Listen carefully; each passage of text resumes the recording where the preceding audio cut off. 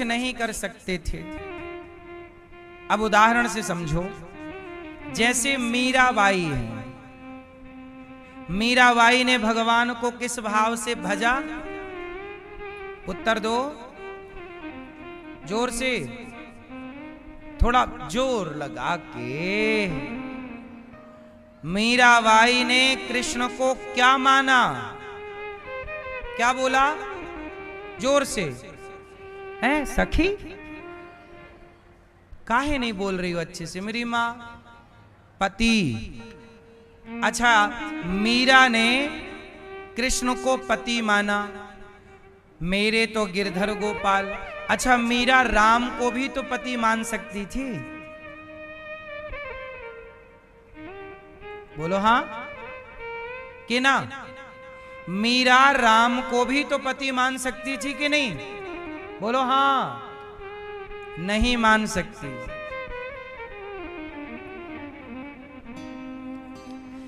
आपने भी बहुत महिलाओं को सुना होगा कि मैं कृष्ण को अपना पति मानती हूं, लेकिन आपने ये ना सुना होगा कि कोई ये कहे कि मैं राम को अपना पति मानती हूं। सही है गलत है? क्यों?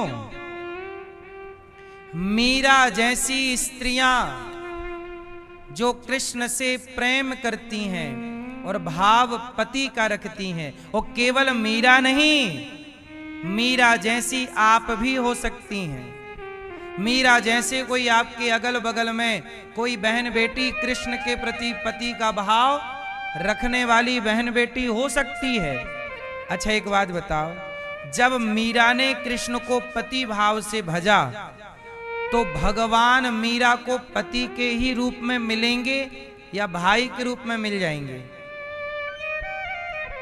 बोलो। जाकी रही भावना। तो जब आप पति के रूप में भजोगे तो पति के रूप में ही मिलेंगे। और एक बात और समझ लो, आप राम को भी पति के रूप में भजेंगे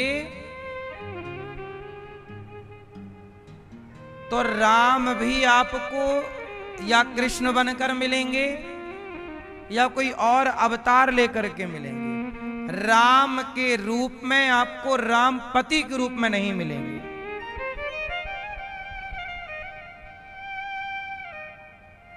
बोलो हाँ।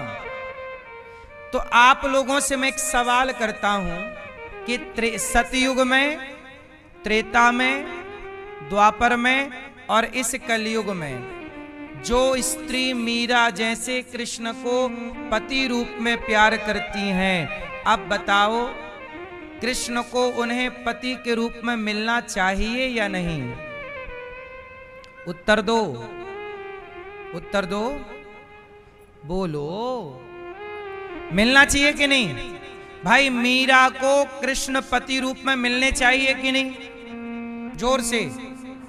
हाँ, तो ऐसी मीरा जैसी तमाम स्त्रियों को भगवान अपने द्वापर की लीला में सबको एक साथ जन्म देकर और अपनी पत्नी बना लेते हैं और एक साथ विवाह करते हैं। और वही कृष्ण 16,108 विवाह, ये युगों युगों की वही स्त्रियां थीं जो प्रभु को पति रूप में भजती थी। तो भगवान को ये भी करना पड़ता, भक्ति की ये कामना है तो पूरी कौन करे? बोलो हाँ। तो इसलिए भगवान राम एक पत्नी के साथ रह गए, पर भगवान कृष्ण नहीं रह सकते थे। क्यों? क्योंकि भगवान को अपने भक्तों के वरदान को, उनकी इच्छाओं को पूरा करना रहता है। अब मीरा की इच्छा पूरी करना भगवान का धर्म है, क्योंकि उसने भजा ही पति के भाव से। तो उसे भाई की तरह तो मिल नहीं सकते, पिता की तरह तो मिल नहीं सकते, उसे पति भाव से ही भजा, जाकी रही भावना जैसी। अब राम के बारे में दो आप कथा सुनो, छोटी छोटी। राम को दो लोगों ने सीता मां के अतिरिक्त पति के रूप में चाहा। ध्यान से सुनना, और भी लोगों ने चाहा, मैं और थोड़ा विस्तार कर दूं। मैया, ओ पंचायती मैया, खड़ी होके करा लो पंचायत। हाँ, चलना नहीं है, ट्रेन छूटी जा रही है। हाँ?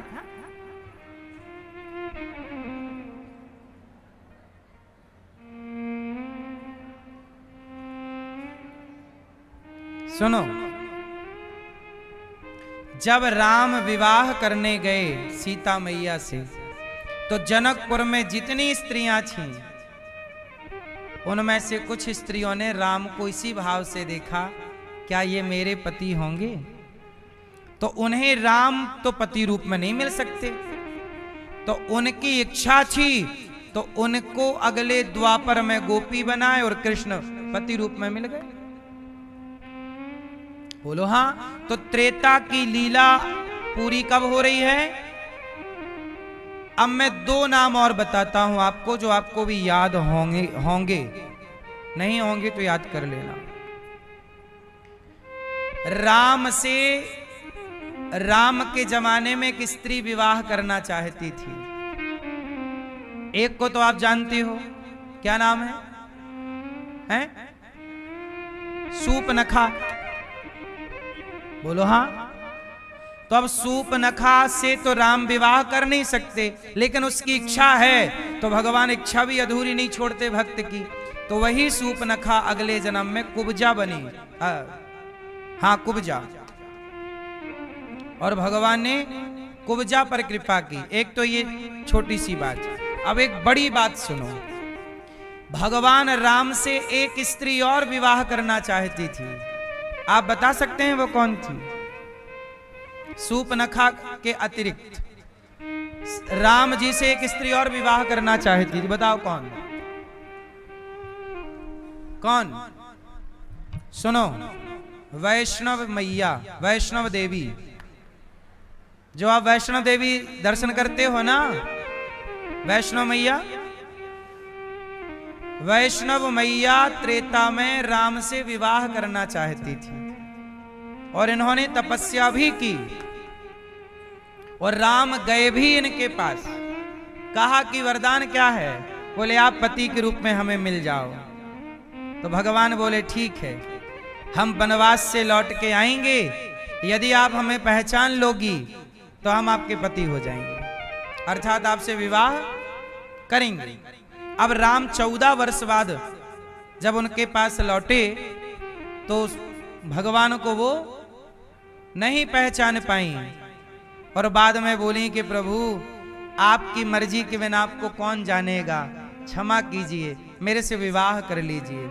भगवान राम बोले कि देखो मैं मर्यादा पुरुषोत्तम हूँ, मेरा एक विवाह सीता से हो गया है और मैं मर्यादा पुरुषोत्तम ही रहूंगा। मैं अगले जन्म में, अगला कलयुग में मैं कल्कि अवतार लूंगा, तब मैं आपसे विवाह करूंगा, तब तक आप जाओ वहां तपस्या करो। तो आज भी वैष्णवी मैया, वैष्णव देवी वहां कटरा में मां भगवती क्या कर रही हैं? तपस्या कर रही हैं राम को पति के रूप में पाने के लिए।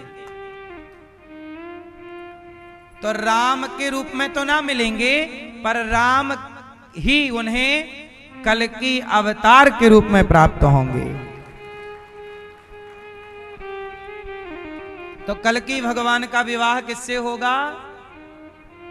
वैष्णवी मैया से, वैष्णव देवी। ये एक बात है। कुल मिला के कथाएं, आप पूरा कथा नहीं समझते, पूरी बात नहीं समझते, इसलिए आप लोगों को संदेह होता है। हम लोगों को तो कोई संदेह नहीं होता, क्योंकि हमें शास्त्रों से, गुरु कृपा से ये पता है कि इसके पीछे भगवान की एक लीला है। अब कई लोग कहते हैं भगवान कृष्ण ने इतने ब्याह क्यों किए, इतने ब्याह। अरे भाई, ना करें तो फिर भगवान जो वचन दे चुके हैं अब बहुत स्त्री, आज आप ही बैठ जाओ हमें पति रूप में आप चाहिए, तो भगवान थोड़ी मना कर सकते हैं। भगवान का धर्म है वरदान देना। भगवान का धर्म है अपने भक्त का वरदान, उनकी इच्छा का की पूर्ति करना। अब इच्छा कैसी भी हो, अब कोई कहे मुझे आपको अब बहन बनना है तो आओ द्रौपदी के रूप में, माँ बनना है आओ यशोदा के रूप में, मित्र बनना है आओ अर्जुन के रूप में, पति पत्नी बनना है आओ गोपियों के रूप में। इसलिए भगवान लीला पुरुषोत्तम है कृष्ण। तो भगवान राम थोड़ा गंभीर हैं और भगवान कृष्ण थोड़े से चंचल हैं। वत्सान मुंचन क्वचित समय क्रौंस संजात हासः स्तेयं स्वादवत्यथ दधिपयः कल्पितैः स्तेययो गई।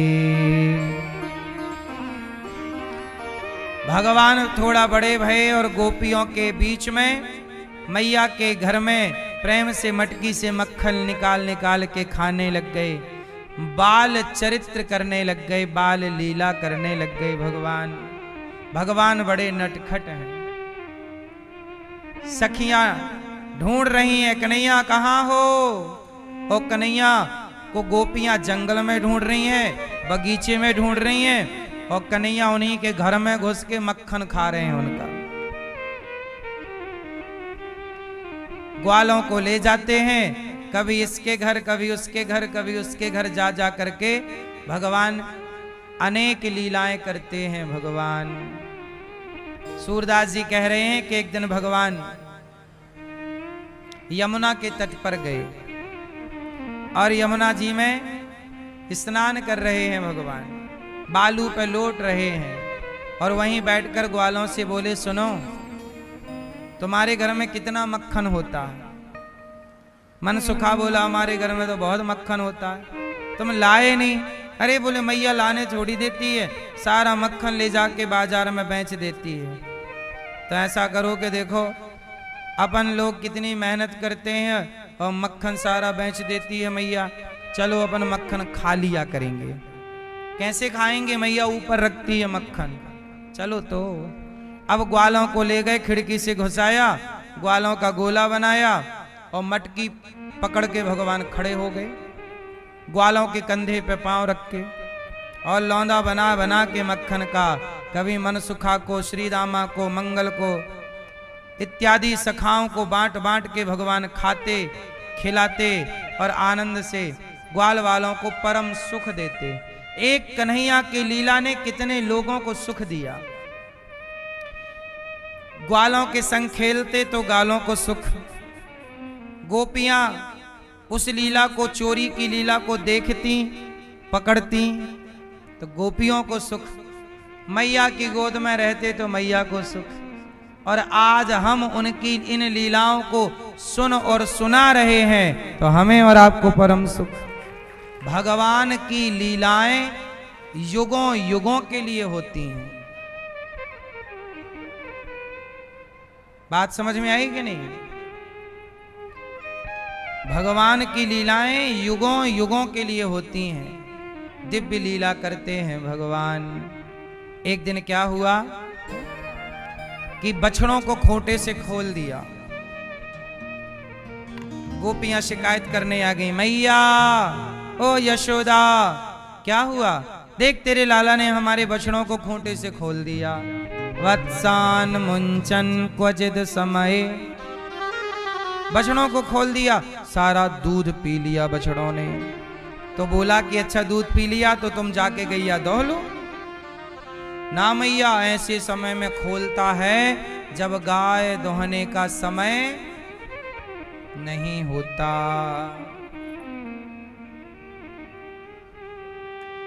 अब तो भैया सारी गोपियां शिकायत करने आई, मैया तेरे लाला ने बछड़े खोल दिए। अच्छा बछड़े बंधे कहां से थे? खूंटे से। अच्छा ये बताओ भैया, वो कौन है जो दिन रात चलता है पर पहुंचता कहीं नहीं? मैया पीछे वाली बताओ, वो कौन है जो दिन रात चलता है पर पहुंचता कहीं नहीं? अरे समय तो पहुंचता है, सवेरे से देखो शाम हो गई, शाम को पहुंच गया, फिर सवेरे पहुंच गया। लो मतलब तुम जो कहोगी वही सही है। भाई समय चलता है तो आगे बढ़ता है कि नहीं? आगे बढ़ता है समय, वहीं थोड़ी खड़ा रहता है समय। समय रुकता थोड़ी है। सुना नहीं आपने कि समय रुकता नहीं? वो कौन है जो चलता है दिन भर पर पहुंचता कहीं नहीं? वो कौन है जो चला पर पहुंचा कहीं नहीं? चश्मा वाले भैया, नहीं मन काहे नहीं पहुंचता? मन तो कई बार पड़ोसन तक पहुंच जाता है, नहीं पहुंचता। फिर आपका पड़ोसी कह रहा था सामने वाली खिड़की में एक चांद का टुकड़ा रहता है, उसका मन तो पहुंच गया।